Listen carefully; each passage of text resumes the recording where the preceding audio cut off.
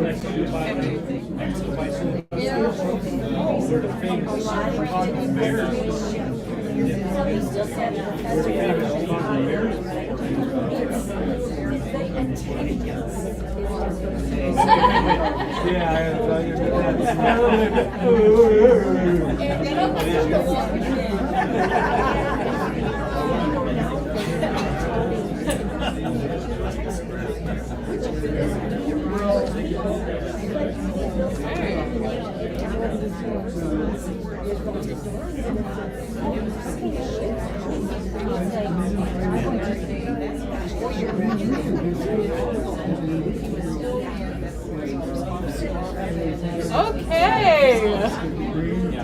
everyone.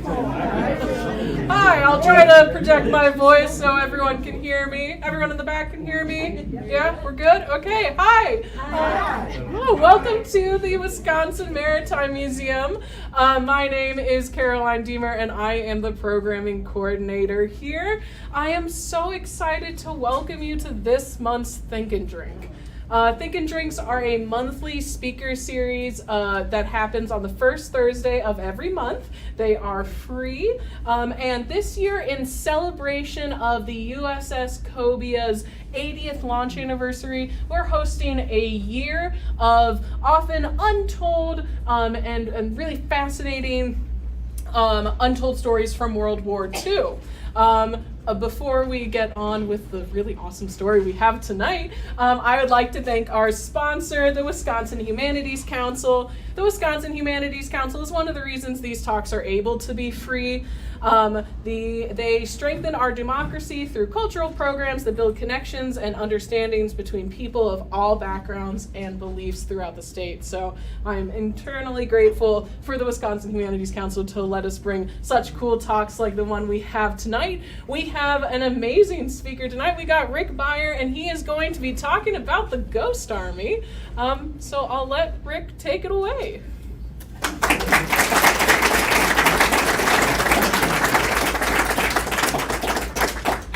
Well, she already promised the talk would be fantastic. So I always like to go in with low expectations at the beginning and then try to exceed them. But okay, I'll start with that and we'll see what we can do. The year is 1944 and the world is engulfed in the biggest event in human history, World War II. And you are a soldier and you get your orders. You are headed to the front. But you're not going to be firing an M1 rifle or driving a Sherman tank. Your mission is to put on a show. To put on a show for the enemy. You must stage a complex multimedia presentation spread out over many miles and do so right in the middle of a war zone. It must be utterly convincing to an attentive and discerning audience that wants nothing more than to kill you, which I hope is not the case with the audience tonight. Thousands of lives, including your own, are riding on how good a job you do, and next week you'll be asked to do it again. And that, in a nutshell, was the mission handed to the men of the 23rd Headquarters Special Troops, a boring name for a really remarkable military unit. And to carry off their mission, they used inflatable tanks, sound effects, radio trickery, and illusion on a massive scale. Now, I first came across this story 19 years ago. It'll be 19 years in January, when I was introduced to a woman named Martha Gavin, whose uncle, John Jarvie, was one of the soldiers in this unit. And I'll never forget the day we met. It was in a coffee shop in Lexington, Massachusetts, where I lived at the time. And she walked in with an armload of red 3-ring binders. And those binders contained her uncle's wartime scrapbooks, photos, documents, stuff he'd collected, artwork, because he was an artist, and that's part of the story. I'll get into that. I was blown away by this. I was astonished. I thought I knew a lot about World War II, but I had never heard of this story. And I certainly had heard of another story, and some of you may have heard of it, Operation Fortitude, the D-Day deception, where That was a British-run deception in England, and General Patton was a part of it, to fool the Germans about where the D-Day landings would take place. But this is a completely different story. 1,100 Americans, an all-American unit, carrying on a traveling roadshow of deception that goes into action 2 weeks after D-Day and carries out 22 deception missions over the course of the war in France, Luxembourg, Belgium, Germany. I had never heard of this, and I was blown away. Blown away, first of all, by the idea of weaponizing creativity in order to save lives and help the war. And blown away that a story like this can have such a major impact that really escaped most of the history books. And that was the inspiration that led me to start my Ghost Army journey. As I said, it's been 19 years. It led to the PBS documentary. I produced a PBS documentary about this. It led to a book, The Ghost Army of World War II, and a brand new edition of that book is coming out on Tuesday, and I've brought some to sell if anybody wants to buy one. It led me to start the Ghost Army Legacy Project, which is a nonprofit to preserve and honor the story of this unit. And we've put up historical markers in Europe, created multiple Ghost Army exhibits, and engineered a successful effort to win official recognition for this unit. Now, I would like to say that all the success here that has happened is because I am such a genius storyteller and everything I touch turns to gold. But sadly, that's not the case. But it is really, what this is about is it's just an amazing story. And it's one that I've been lucky enough to hear about from the mouths of the soldiers who carried it out, and I'm honored to share with you. So let's get into it, and let's start with their mission. Their mission was deception. Deception confuses the enemy. Deception can create surprise. And these particular deceptions involved impersonation, impersonating other, much larger American units to fool the Germans about the size and location of those units. For the people who are watching online, I'm going to step away, but I will be back, okay? But I want to give you an example of this. I want you to imagine all the people up here in the front rows, the front 7 rows that are sitting here, that you have all been drafted. You are all in the 75th Infantry Division. Congratulations. And you are going to be attacking the Germans over in the direction of Caroline here, okay? But all those people in the back, when you look, there's not that many of them. There's maybe 10. They're going to pretend to be all of you. And they are going to pretend that they're going to be attacking the Germans in that direction. Well, what do we think the Germans are going to do? What do we hope they're going to do? We hope they're going to move troops from here back there so that when you attack here, you can do so with fewer casualties and a greater chance of success. And that is why we do deception. So, they did this not once and not twice, but 22 different times. And this is the cover of their official history. This is a document that was classified for many years. It's at the National Archives. It's hand-painted by one of the artists in the unit. And it has around the edges the insignia of every unit they impersonated or were attached to during World War II. And if you're trying to count, there's 36. So these guys really got around.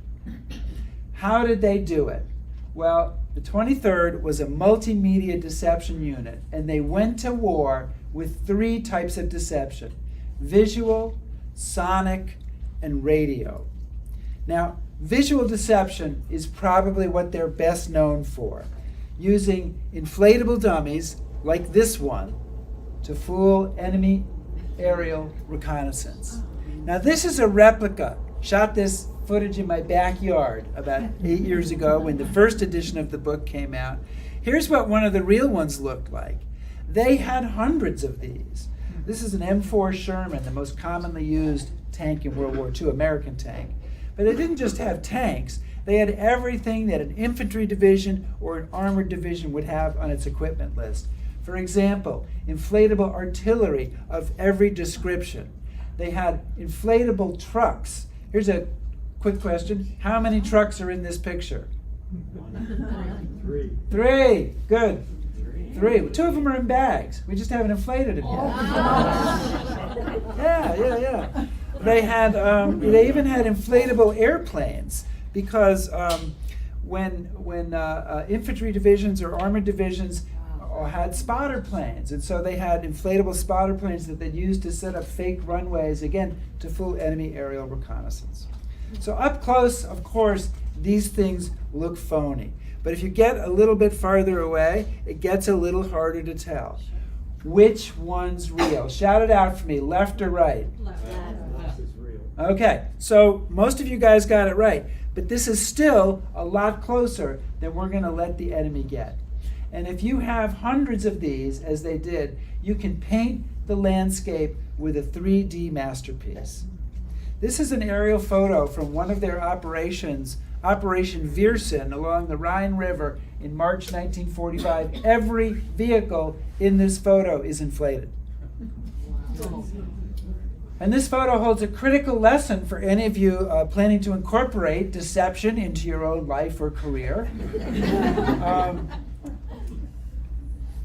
What makes it look so real? It tracks, right? So it turns out that if you have a 40-ton Sherman tank, it makes a deep impression in the ground. If you have a 90-pound dummy, not so much. So what did they do? They had a combat engineer unit, the 406th Combat Engineers, that had 3 bulldozers, and they used them to make those tracks in the ground. But if you get, they're doing this at night, okay? They would set these up at night when the enemy can't see. If you get one wrong, you get one inflatable out there that didn't get any tracks put to it, you're going to give the enemy a clue that may unravel the whole deception. So the lesson is that attention to detail is important. Now the soldiers who worked with these dummies found it an incredibly memorable experience. That's the word I'll use. I'll let them tell you about it.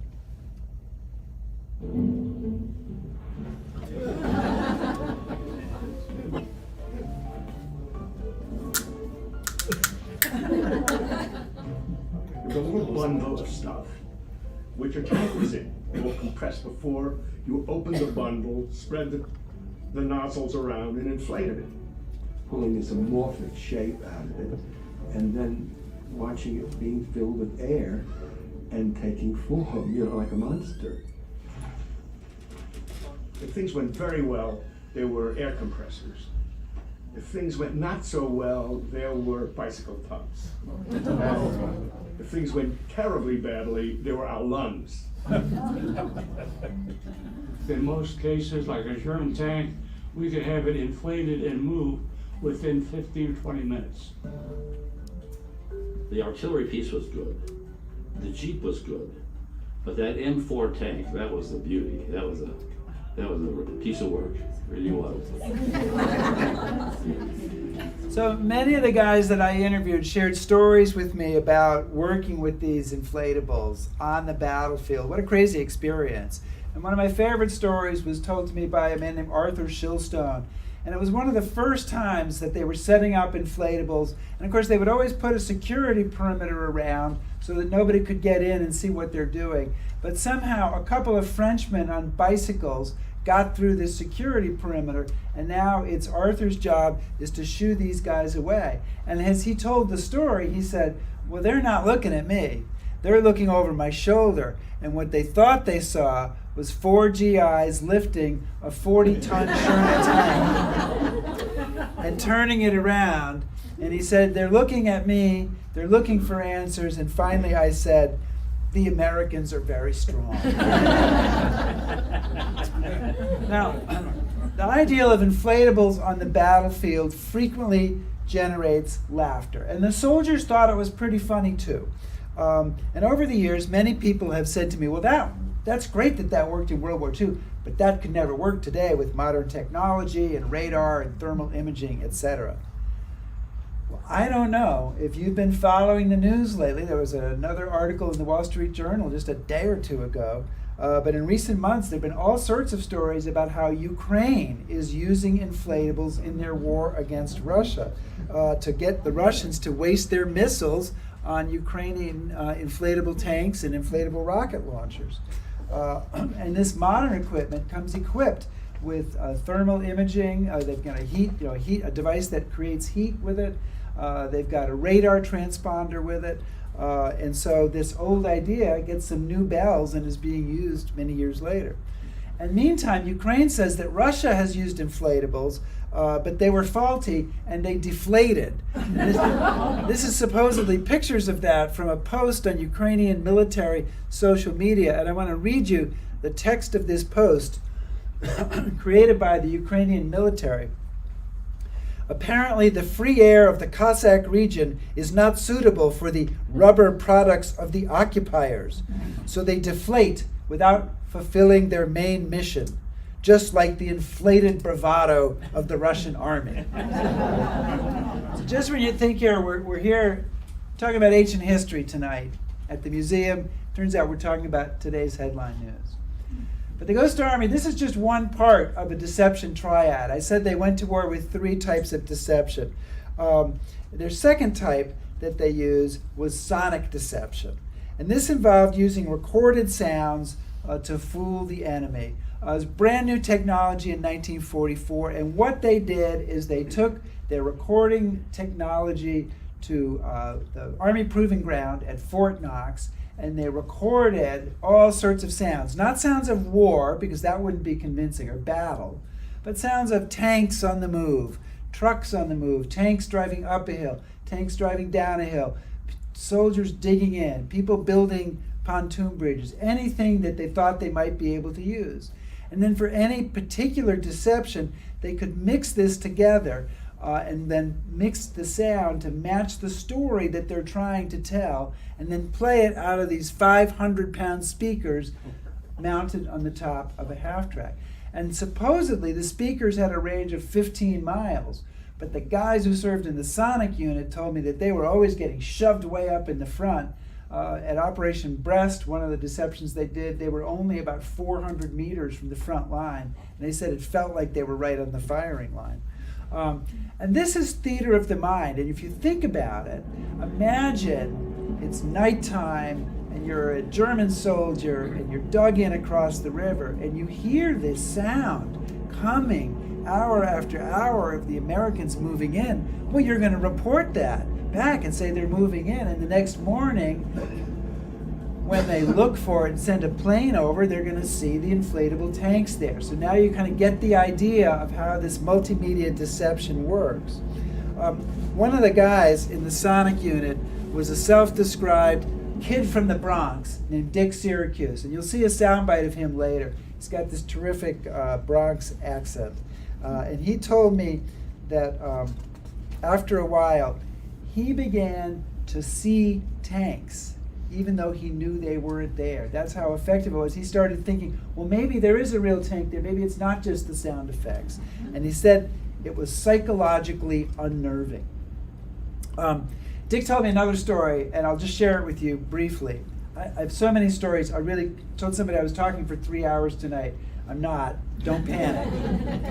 But there's so many, I could tell. But this is a great one. They were out in one of the operations in a part where there was just an armored cavalry unit and nobody else. And they're impersonating a full armored division out there.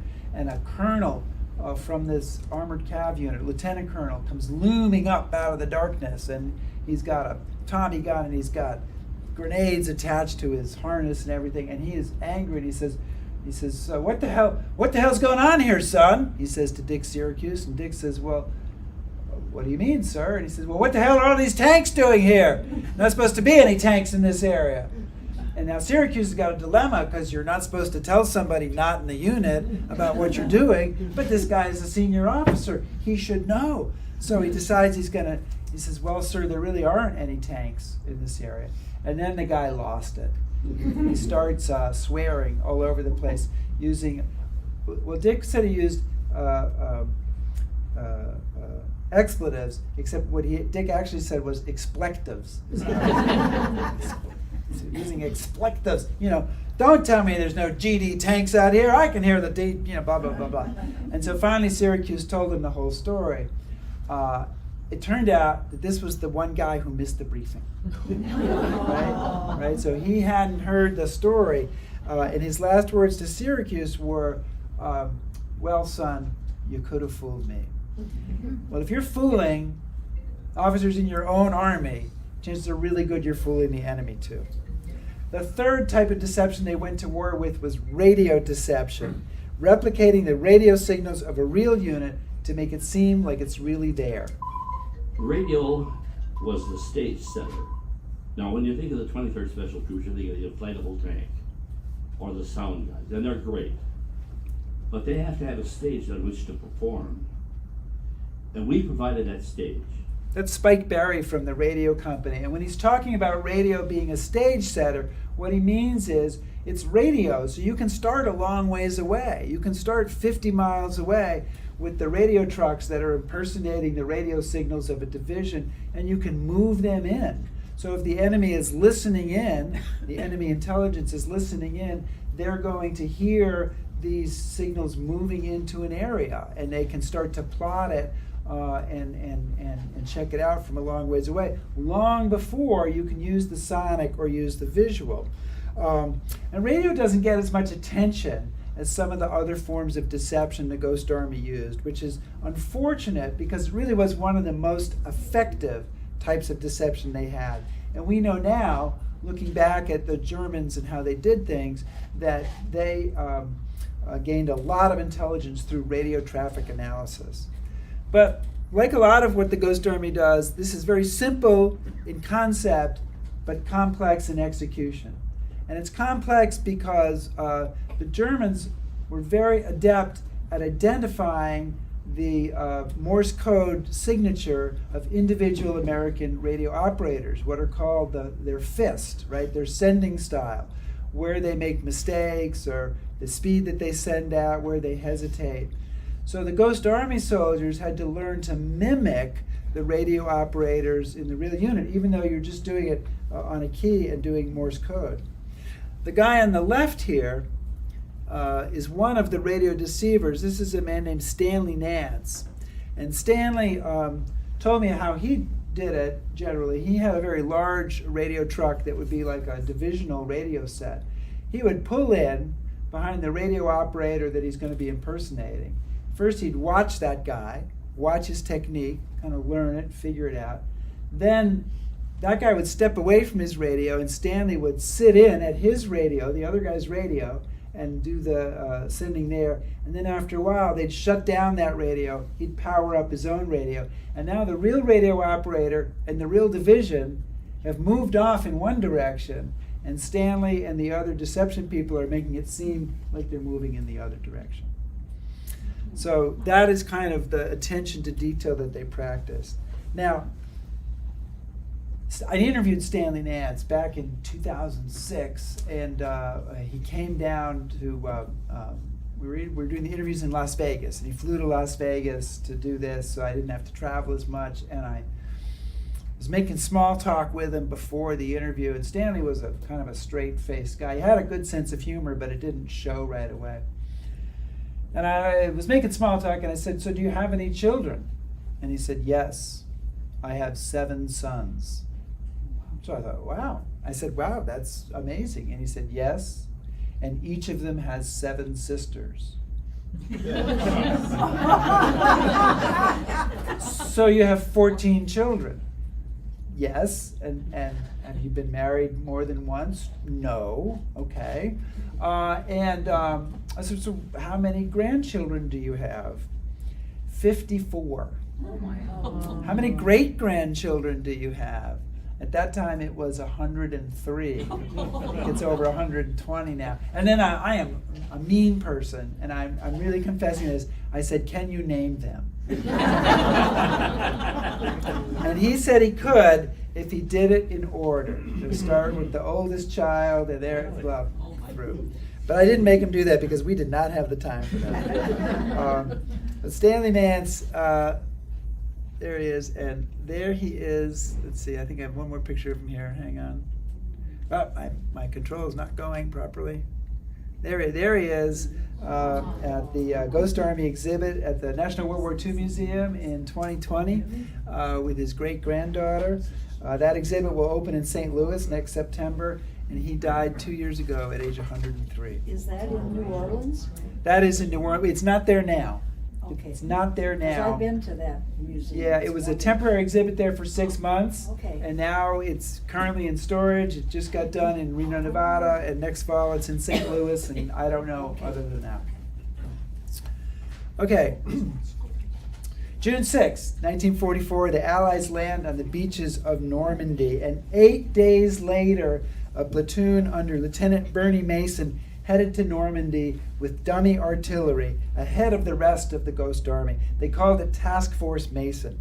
And I interviewed Bernie back in 2006, and this is not usually part of my presentations, but because tonight is a think and drink night, I wanted to let Bernie describe his own drink and think night, which was the night before he went to Normandy. D-Day happened on June 6th, and on June the 13th, I was at a pub in Leamington Spa with several of my buddies. We were drinking flag wavers. I don't know whether you want me to explain about that or not. Flag wavers were drinks that consisted of a red, I don't know whether it's grenadine or some kind of liqueur, it was bright red, white gin, so we had the red and white, and if you had enough of them, the next morning you felt very blue. And we called them flag wavers. At any rate, we were in the pub that night, June 13th, and a messenger came in, told me to report back immediately. We were issued ammunition, and before we knew it, we were on this C-47, landed on a metal mesh landing strip on Omaha Beach on the morning of June 14th, which was 8 days after D-Day. IRSS, I believe, if I'm not mistaken, was the very first unit of the 23rd Headquarters Special Troops that took part in any sort of diversionary tactic. So Bernie's unit used their fake artillery to fool the Germans and draw fire away from the real artillery. They did that for 28 days. In early July and August, the rest of the unit comes in, and they begin carrying out full-scale deception missions. Now, deception in war is as old as the Trojan horse, but the Ghost Army represented something new, and I want to try to describe that for you. They were the first mobile, multimedia, tactical deception unit in the history of war. Okay? Oh, it didn't come out. I'll try it again. The first mobile, multimedia, tactical deception unit in the history of war. Okay? The Trojan horse worked great that first time. You never hear about the second time because it wouldn't have worked so well. But this was a unit that was designed to be used on the battlefield, convince the enemy of something, and then disappear and be used again. So it's really brand new. Well, who came up with it? Turns out it was born from a marriage of opposites, from these two guys, Ralph Ingersoll and Billy Harris. And I want to tell you about them. Ralph Ingersoll was a civilian drafted into the Army. He was a flamboyant, left-wing celebrity author and journalist, described by the New York Times as a prodigiously energetic egotist. He was genuinely a creative thinker, but he was also someone with a reputation for frequently embellishing the truth. That's a kind of a nice way to put it. A guy who worked with him, a fellow officer, said, "I've never met anyone who was such a bright guy, who was such a goddamn liar." Which, by the way, what a great pedigree for a deception officer. You're smart and you're a good liar, right? So by 1943, Ingersoll is a staff officer working on deception plans in London. And he's working for this guy, Billy Harris. And Billy Harris is the exact opposite. He's a button-down, straight arrow, West Point military guy. His entire family went to West Point, as far as I can tell. His mother introduced Mamie Eisenhower, right? So I mean, that's how embedded in the military they are. And under normal circumstances, these two guys might never even have met for a cup of coffee. But forced together by war, they form an amazingly productive partnership. So Ingersoll is the kind of the wild idea, pie in the sky, let's try this guy. And Harris is the feet on the ground, how do we make this work? How do we fit it into the military picture? And inspired by the British success using tactical deception in North Africa, these two planners dream up the Ghost Army. And to me, this is a great example of collaborating with somebody who doesn't have the same mindset as you and the power of that. Because there might be friction, right? But that generates heat. That can generate a spark and an idea, and that's what it did here.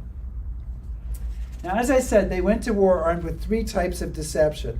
And once they're in action, however, they realize they're missing something. And it's not the brass who figure it out. It's actually the junior officers and the enlisted men, and it's a lieutenant named Fred Fox who puts it into words. They need to be more theatrical. And so they create a 4th type of deception that they call special effects, and it involved turning every one of them into actors. Moving through the French villages so recently occupied by the Germans, they saw an opportunity to improvise yet another way to sell their deceptions, targeting enemy spies that might have stayed behind. They called it special effects. Why don't we put a stencil of the name of the unit that we were simulating right on the trucks? And why don't we start a counterfeit shoulder patch factory where they would see we were with the 75th Division, one of the divisions we did. So we began to put on their patches and put their bumper markings on, and we physically assumed the role. Only for every 100 of them, there might be 10 of us. My shirts were all wrecked from having sewn so many different shoulder patches on. They even set up phony command posts, and against all Army regulations, staffed them with counterfeit commanders. If you're going to bring a division up, you better have a headquarters somewhere, and there better be a major general walking around. And so we had to have a pool general do this. Some sergeant would wear 2 stars for an operation.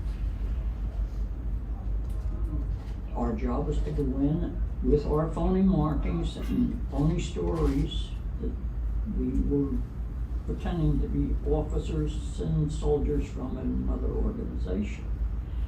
And we were turned loose in town. Go to the pub, order some donuts, and talk loose. A lot of the guys went to the bakery, got rolls and stuff, and said, "You got to get an extra supply because we're moving out tonight," that kind of thing. It was almost kind of silly, really.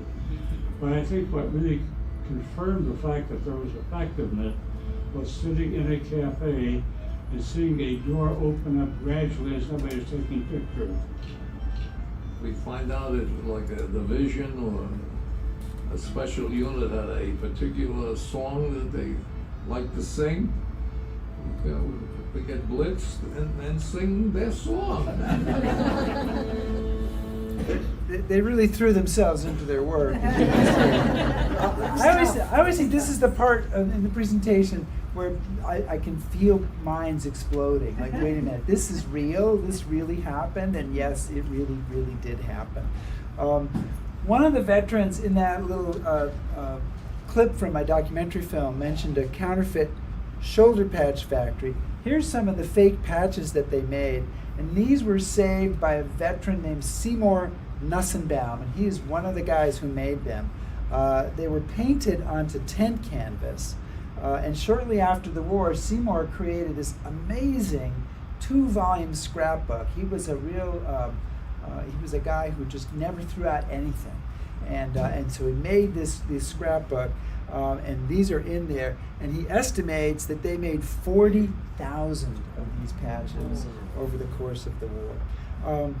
That's a remarkable number. Here's another remarkable number, 100, because that's how old Seymour Nussenbaum is. He is a veteran who is still alive and with us today.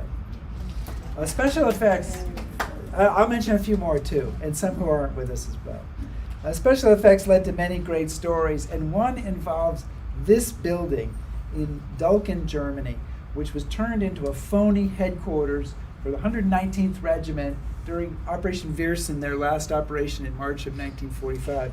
And so just the signals here, what shows this is a phony or a headquarters, supposed to be a headquarters. Okay, my pointer's not going to work. But you can see on the Jeep, it says HQ8 30-119. That means it's the 119th Regiment of the 30th Division. Their code name is pasted onto the door, Crisis. You can see all the wires that people have put in there, because any headquarters always has a lot of communication wires, and there's an MP standing in front of it. But if you're going to have a phony headquarters, you have to have what?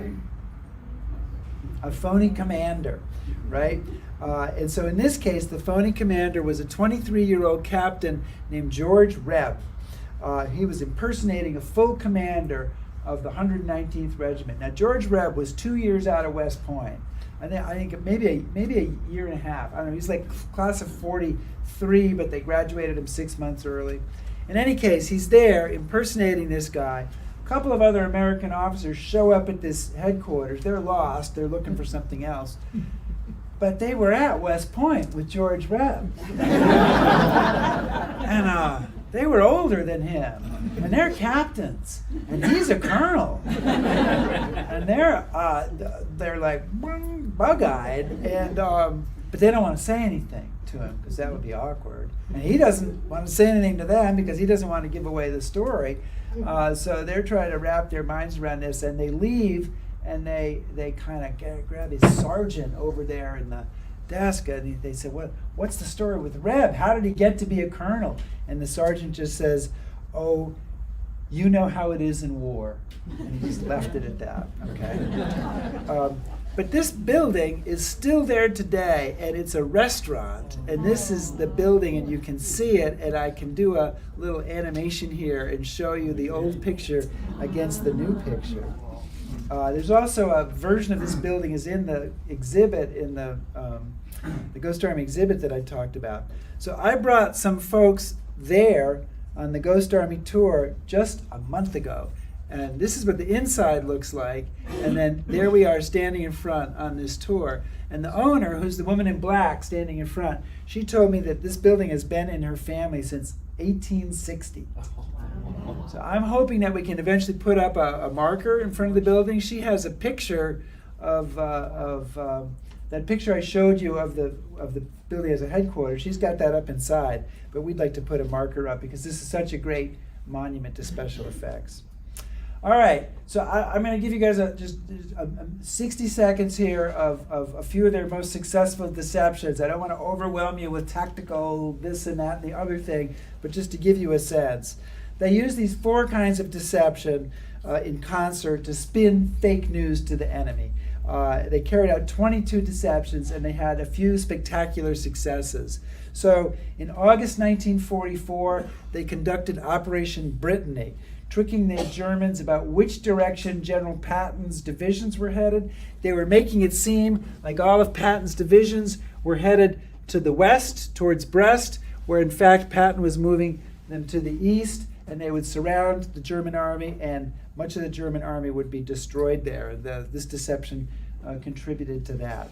In September 1944 came Operation Bettenberg, where they were holding a dangerously undermanned part of Patton's line as he was attacking the fortress city of Metz, which you can see down below in that map. In November 1944, they pulled off 3 deceptions at once, and I do love this. They all involved masking the movement of a real unit. So they used radio deception to imitate the 4th Division. They used special effects to impersonate the 9th Division, and they used their inflatables to impersonate the 20th Corps Artillery. In each case, making it seem like they were moving over here when really they're moving over here. So you get this sense now that now they're really getting good at it, right? By this time. In December 1944, in the Battle of the Bulge, they helped mask Patton's movement towards Bastogne. And then finally, as the war neared its end, in March 1945, they put together this amazing deception along the Rhine River, Operation Viersen. I've already mentioned that. That deception was to fool the Germans about where the Americans would be crossing the Rhine River, and it alone is believed to have saved thousands of lives all by itself. Now, you might have heard me mention General Patton a few times in that last bit. And, Patton was involved in the Operation Fortitude Deception in England before the war. And he's involved in a lot of Ghost Army deceptions. Now, they don't work for Patton. They work for the 12th U.S. Army Group, Omar Bradley, who's Patton's boss. But they do a lot of deceptions for George Patton. And I don't think it's a coincidence. And when we think of Patton, we think of his reputation, right? And you think of that movie, and you think of him cantankerous, difficult, ivory-handled pistols, cursing, flamboyant, the whole bit. But the deception planners saw a really different side. And here's a quote from Billy Harris. "He was the greatest team player we ran into over there. He would do anything you asked him to in the interest of the overall picture." Patton knew that deception was important. He wanted to win, and he was going to use that as a tool. And a top secret Army report written years later categorized their exploits this way: "Rarely, if ever, has there been a group of such a few men which had so great an influence on the outcome of a major military campaign." And then it was all hushed up, made top secret, not released until 1995. I believe that these guys really were the unsung heroes of the war. Now, there's another aspect of this story. Are you still with me? I mean, you don't want to go now, do you? Right? There's another aspect of this story that I want to tell you about. When the Army created the 23rd Headquarters Special Troops in early 1944, it's got to do it in a real hurry, right? Because they created it in January 44, and they've got it by May. They're on their way to Europe. So they put together different units. They Frankenstein it, right, to make this unit. And to do visual deception, they picked a unit called the 603rd Camouflage Engineers. And this was a unit loaded with artists. In fact, one of the guys in the unit referred to them as the art boys. And about half of the 603rd were artists. They had about 150 artists in this unit. And they painted and sketched their way across Europe using stolen moments of spare time to create a visual record of the war. This wasn't part of their mission. This was something they did in their spare time. And this began as soon as they arrived in Normandy. A few miles from the Ghost Army's first bivouac was the Normandy village of Trevière. The artists were drawn to a bombed-out church off the town square.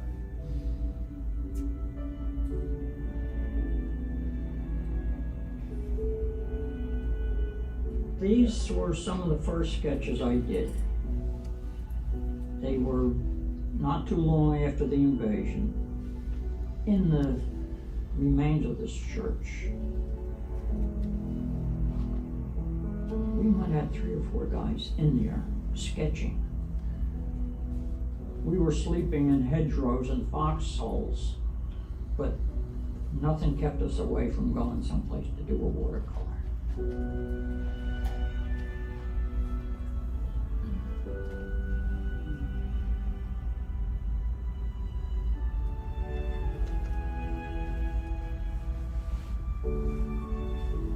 I was not the only soldier with a sketchbook.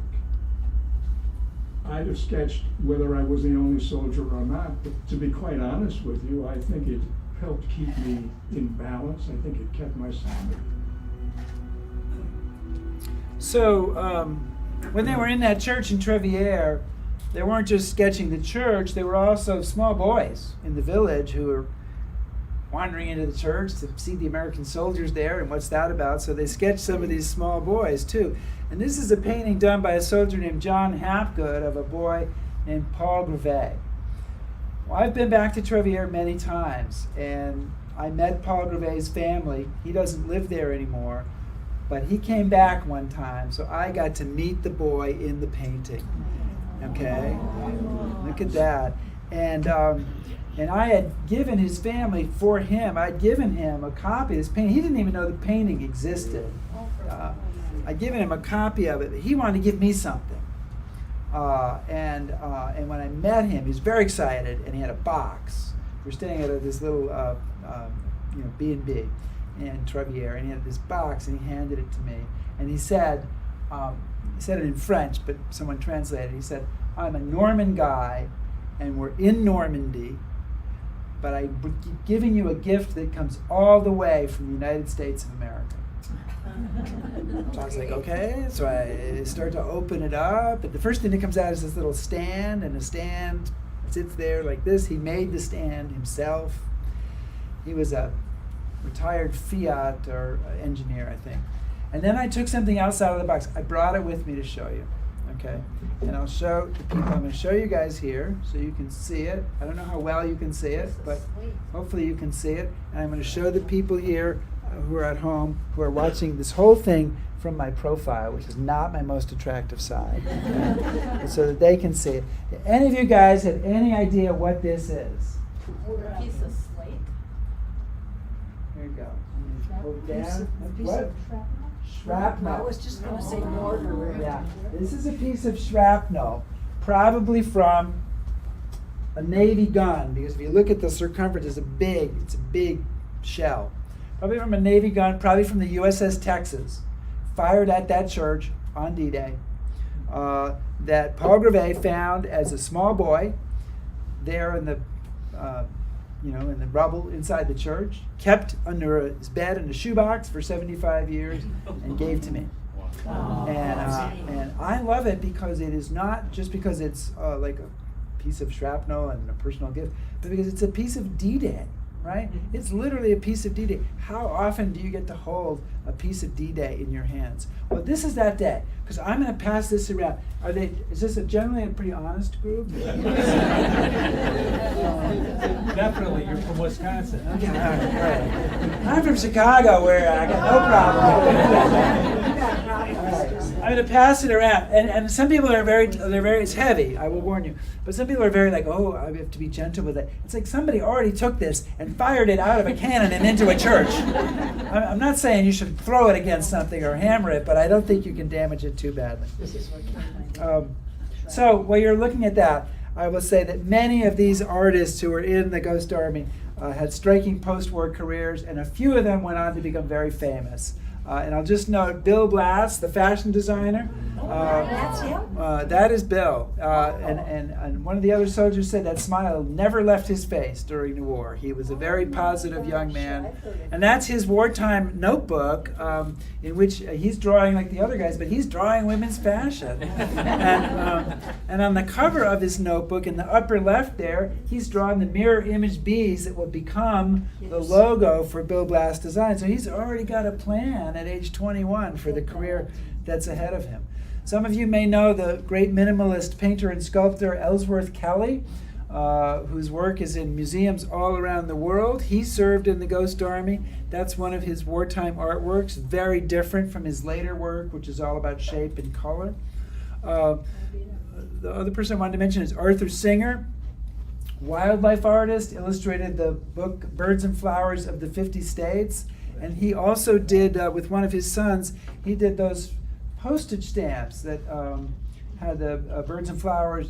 So I'm sorry, I've gotten so excited, I conflated two things. He did the book Birds of North America, which is a very famous birding book. But then he and one of his sons also did the Birds and Flowers of the 50 States postage stamp series back from the 1980s. Always have trouble getting that whole thought out. And many others who had great careers as designers, illustrators, architects, set designers, etc. A few weeks ago, I finished up the 4th Ghost Army tour of Europe. We do this under the auspices of Stephen Ambrose Historical Tours. I have a little advertisement there with a website there for you to look at. I do other tours with them as well. But on this one, we start in England and we trace the route of the unit all the way to Brest and then all the way to Germany and finally in our post-tour up to Dusseldorf. One of the stops on this tour is the American Cemetery in Luxembourg. There are 5,076 GIs buried here under rows of gleaming white crosses. And up front is a person that we've talked about today, General George Patton, who was killed in a car accident not long after the war's end. And his grave is a tourist attraction. The tour buses pull up, people get out, they gather around his grave. The guide speaks about him. I have done it myself. Way in the back of the cemetery lies the grave of another George. And this is Staff Sergeant George Peddle. And he was a radio operator for the 23rd Headquarters Special Troops. One of the guys who sent out phony radio messages to attract attention. And they did that all too well in Operation Bouzonville, March 13th, 1945. It was a very short deception, but as they were finishing it up and the trucks were all packed up and they were about to leave, German 88s unloaded on them. And a bunch of guys were hit. Peddle was one of them. He was hit with shrapnel, and now that you've held shrapnel in your hands, that may have a new meaning for you. People went to him and said to try to help him, and he said, "Don't bother, I'm going to die," which he did shortly thereafter. 3 Ghost Army soldiers were killed, dozens were wounded during their time in Europe. And Peddle's grave is a sobering reminder, and I should say here that that's George Peddle there on the right, a month or so before he died. Peddle's grave is a sobering reminder that although this story has its whimsical aspects, and the guys in the unit thought it had whimsical aspects, but men bled and died to carry out these deceptions. So 77 years after the war, the World War II generation is slipping away. We have here tonight, Debbie, where are you? You're right here. Debbie Hardy, whose uncle, Kenneth Miller, was a veteran of the unit. Debbie's here with her husband, Dennis, and Kenneth died last Christmas at age 99. And to my knowledge, there are now only 8 men left of the 1,100 that served in the 23rd. Just 8. And 5 of those survivors are now over 100. So all too soon, the Ghost Army will be an army of ghosts, and I don't want this story to die with them, and that's why I founded the Ghost Army Legacy Project, to preserve and honor the legacy of this unit. And we have tons of information about the Ghost Army at this site, and it's worth checking out. And some of what we've done, we have put up historical markers in Europe. We have collected art and artifacts for the traveling exhibits. We've helped students with Ghost Army History Day projects and more. And probably our most important initiative, that I just want to mention briefly, is seeking official recognition that was long denied because their story was kept top secret. And in 2015, we launched a campaign to secure this unit a Congressional Gold Medal. And this is the highest honor that Congress can bestow. It's been used to honor other military units who deserved recognition that they didn't receive. But it was an incredibly challenging mission. It took us 7 years to make this happen. Now, anybody who reads the paper knows that getting a bill through Congress is hard. But gold medal bills are even harder because it requires, unlike any other piece of legislation, a gold medal bill requires that 2/3 of the House and 2/3 of the Senate co-sponsor the bill before it can even be considered. So 67 senators and 290 representatives have to put their names on the bill and say, I support this. And that's an incredibly high bar. So how do you sway Congress when you don't have a pot of gold or powerful lobbyists or friends in high places? The conventional wisdom says that you can't, that it's impossible. Luckily, for me, I was not aware of the conventional wisdom when I started this. And we put together a group of volunteers who tackled the job, and literally people went office to office, building support one congressman at a time. And we had 3, I'll just mention 3 of our volunteers were teenagers. And they were amazing, and they're in this picture. And the photo on the left, the second and third people from the left are Reese Holmes and Madeline Christensen. Madeline is in the red. She's the great-granddaughter of Stanley Nance. But Reese Holmes I met when I presented about the Ghost Army at a DAR meeting. Over on the right with Senator Grassley is Caleb Sinwell from Iowa. And these kids had learned about the Ghost Army. They got excited about it, and they went to bat for it, and they were amazing, okay? And we had a lot of other people who helped a lot, and a lot of other things that helped make us successful. But we made our case on the merits to 350 congressmen and senators, which I think is a great testament to the Ghost Army story. Anything powerful enough to unite Congress has got to be something. So a year and a half ago, on February 22nd, the president signed into law the Ghost Army Congressional Gold Medal Act. And the medal has been designed and minted. They make one medal. It's got like $30,000 of gold in it. I don't get it, sadly. It's presented to the Smithsonian. Duplicates are available for sale once they schedule the official presentation ceremony. And we're hoping that that will happen soon. But I will tell you that the person who decides when that will be is the Speaker of the House.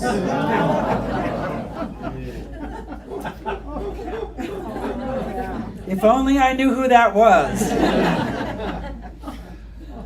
500 years ago, the great political philosopher Machiavelli said, "Though fraud in all other actions be odious, yet in matters of war it is laudable and glorious." And the Ghost Army represents a powerful idea, the idea that you might be able to harness creativity and illusion to affect the outcome of a war. And the men who carried out this mission came from 46 states and many backgrounds. Artists from New York alongside truck drivers from Tennessee. For many, it was the first time that they'd been exposed to people so different than themselves. You could hear Beethoven's Fifth at one end of the barracks, said Bill Blass, and Pistol Packin' Mama at the other end. But they came together, and they did it, and then they kept quiet about it for 50 years. And it's really been one of the great honors of my life to meet the veterans of this unit and their families. That's John Jarvie. His niece was the person I first met, who introduced me to the Ghost Army story. On the right is Gil Seltzer, who lived to be 106 years old. That's when he was only 103. I think he was still driving at that point. One veteran who I got to know was originally from Two Rivers. Al Albrecht served in the Sonic unit, and he was also instrumental in recording interviews with other soldiers and gathering information and trying to keep this story alive. And his family has been extremely supportive. I half expected 6 members of the Albrecht family to be here in the audience tonight. He's in the documentary film. He was a great character. There's one story he told that didn't make the film. Because we're here where we are, I'm going to share it with you. It's about their training days in England. Al Albrecht. We were at Stratford-on-Avon. If that rings a bell to you, but that's Shakespeare's town. And the streets were narrow, cobblestone. And I remember driving down a street and parking because the sidewalks were pretty wide, but the streets were pretty narrow. We drive and we park partially on the sidewalk and partially on the pavement there. And one shop owner came out, he said, "You bloody Americans can't tell the difference between a street and a sidewalk in their own language." And so the next morning, and I hope our out now it won't make any difference, the next morning we drove through there, and 9-ton half-track driving down these cobblestone streets pretty fast. I can remember panes of glass falling out of the windows. So now that was our way again. Being young, today I'd know better. A troublemaker from Two Rivers, I said. But that was in 2005, and 5 years later, Al was dying of cancer, and the film wasn't done yet. But we arranged a screening for him and his family and fellow patients at the Zablocki Veteran Affairs Medical Center in Milwaukee, a screening of the rough cut of the film. And I'm so pleased that he got to see this film. And he died just a few weeks after that. And in that same way, we've got these 8 veterans left, and I hope that we can do the gold medal presentation in time for them to be aware of that. These guys have become my friends, and then I've watched them departing one by one until there are only a handful left, and that's been hard. But I take heart from the fact that hopefully the work that I've done will help ensure that their story will live on. The men of the Ghost Army were not textbook heroes, yet they served with ingenuity, courage, and honor. They put themselves in the line of fire to fool the enemy, buying other soldiers a chance to fight and live. And Stanley Nance, who I've mentioned in this presentation this evening, summed it up this way. He said, if one mother or one new bride was spared the agony of putting a gold star in their front window, that's what the 23rd headquarters was all about. I think that's something Machiavelli would find laudable and glorious. I do, and I hope you do too. Thank you very much. Oh my God.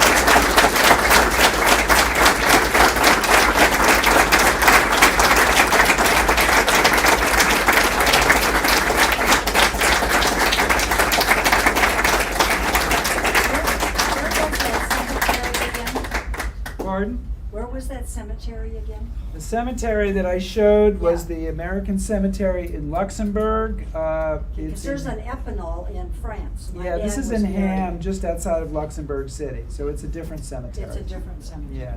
Okay. Can I take questions? Yes, of course. Now, if anybody has to leave, I will note your names as you go. But, I get it, but I'll take questions. I'll start with you, sir, and then I'll see what we can do. So if the intent was to draw the attention of the enemy one way while the real army went a different way, weren't they sitting ducks, and how come they're not all dead? Yeah, that's a great question. And I said earlier to somebody that in general people don't stump me with questions, but that's a question that has bothered me since the very beginning. I think that they were used very carefully. They were used in situations where the people felt that there was a good chance of success, that the Germans were a little off balance and not able to get them. But I don't know. The other thing I would say is that there are fewer people. They're going to be spread out, and so there's less numbers of people to be hit by, say, enemy artillery or an enemy attack. But in general, the Germans at this point in the war, that they're mostly involved in deceptions, which is mostly, Brest is their second deception, and then they're in Paris. Bettenberg's their third one. Now you're into September of 44. The Germans are falling back. And so mostly they're not attacking, and that is probably the biggest reason that these guys don't get hit more often. But they do take a fair amount of artillery fire, and it's amazing to me that they didn't suffer 10 times the amount of casualties they did. Anybody else? You would think that when they got attacked, these things would blow up because they're balloons, basically. So the question is about the inflatables. When they're attacked, wouldn't they just blow up Right. because they're a balloon? But they're not simply a balloon. So the inflatables are made on a skeleton of inflatable tubing.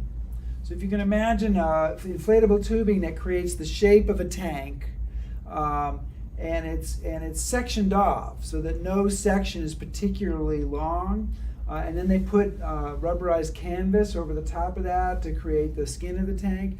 So if a shell hits nearby and some shrapnel comes in, it may only deflate it just a little bit. So they can still then repair. It's not going to hit like one shot. Is it going to make the whole thing blow up? Goodyear was instrumental with that, Yeah, and that's- also AT&T. Yeah, so many rubber companies. The question was Goodyear instrumental in this, and also AT&T. Many rubber companies worked on this. Goodyear, U.S. Rubber.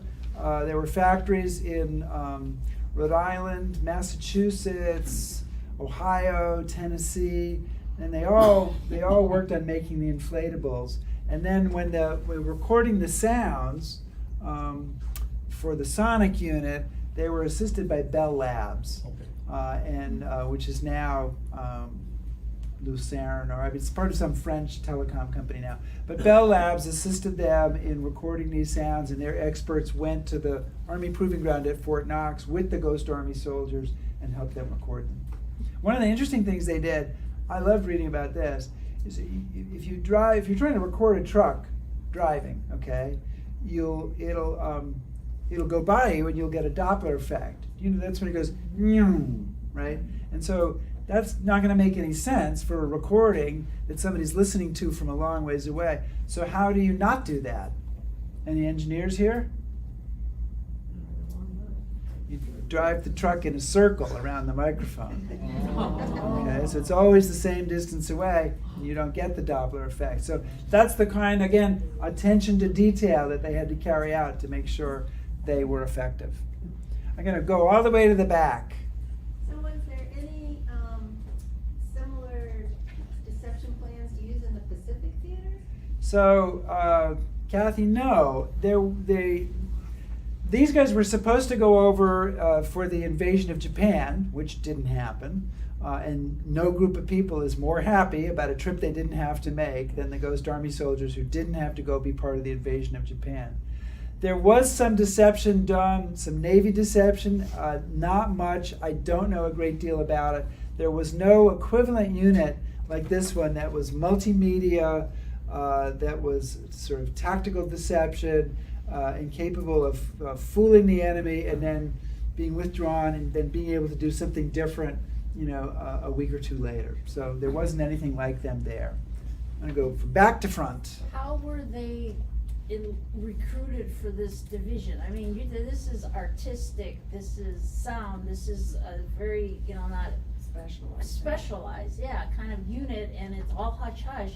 How did people know, hey, he's got artistic talent, and they grabbed him and they grabbed this guy? Is that, or how was it created? You're talking 1944, so it wasn't at the beginning. All of a sudden this idea evolved. These guys are already part of what's happening. Then how did they create the unit pulled together? Excuse me. Thank you. I was just stalling to try to think of it. That was a really good sneeze, right? So the question is, how were people recruited since they had to put this together very quickly?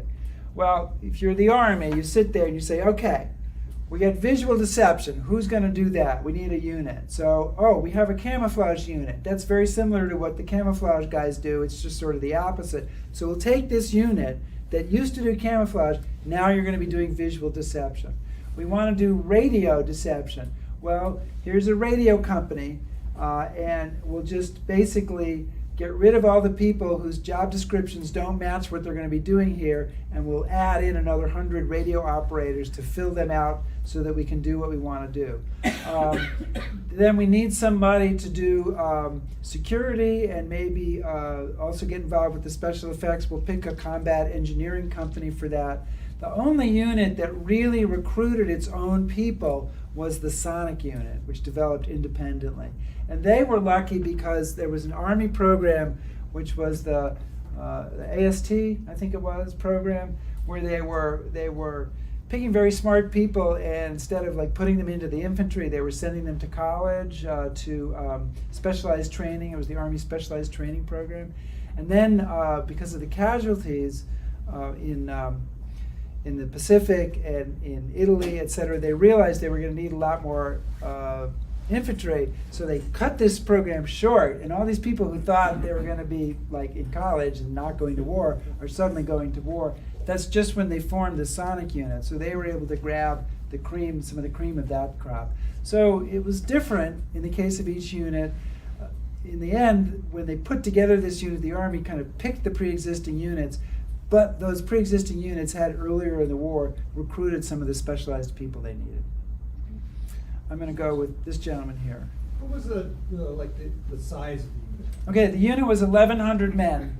1,100 men, and they're basically, for most of their deceptions, they're impersonating something along the lines of a divisional size, and a division would be about 15,000 men. So they're basically you're looking at 10 to 1, 15 to 1, plus all the equipment. And then one of the things that the Ukrainian experience shows is that, you can give up. You get an inflatable tank that's hit, what it costs you, hundreds of dollars or thousands of dollars, but not the hundreds of thousands or millions of dollars that a real tank costs. So, they're equipped to look like a real division. They can also move faster than a division. So if you need to make it seem like project strength in a hurry, you can move these guys along much faster than you can move an actual division with real tanks that you have to provide fuel for and all that stuff. Sir. What about the reporting and chain of command? It sounds like this was probably not not the typical, who were the bosses?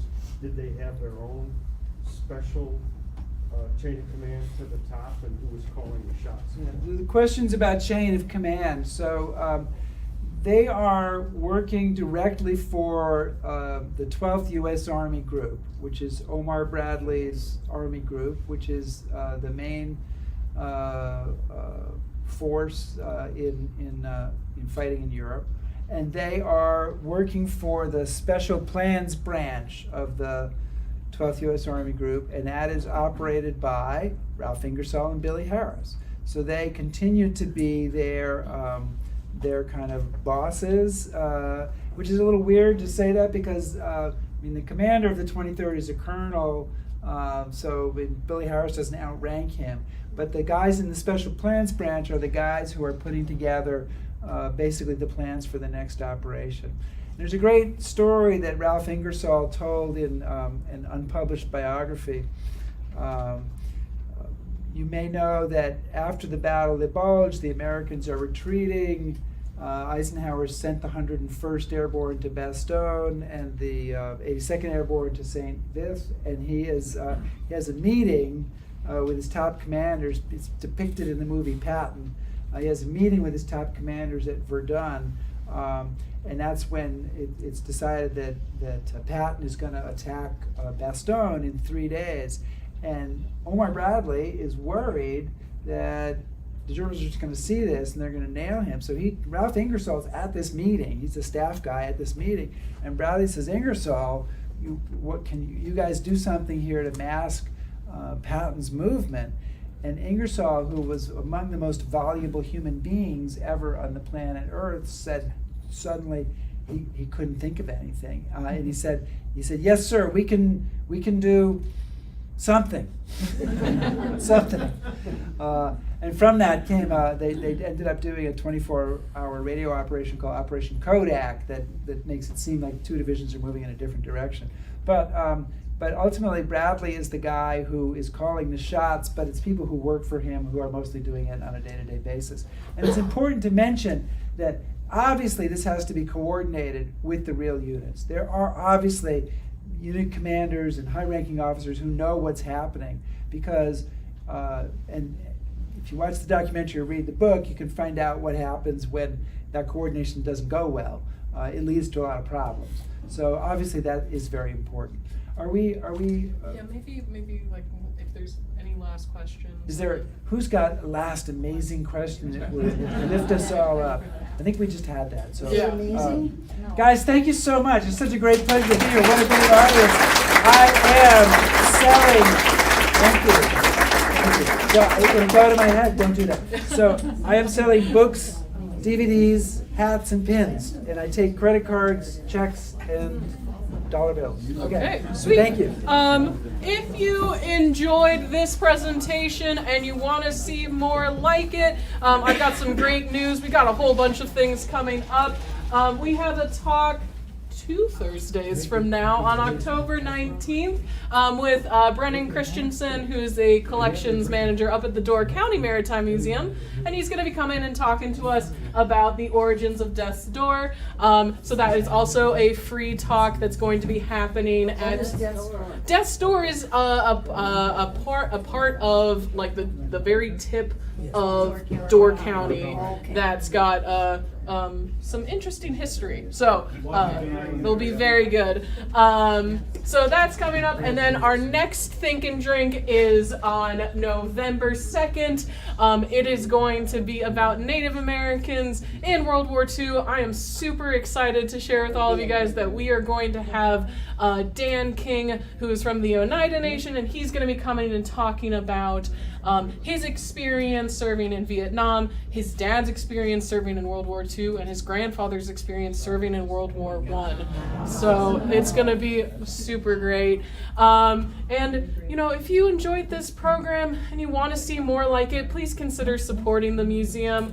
That comes in all different forms. That can be donating, becoming a member, or, you know, telling your friends and family about programs like these, and bringing people to the museum. And so yeah, thank you so much for coming. And yeah, I definitely check out his awesome book because it's new and it's fantastic. Thank you so much.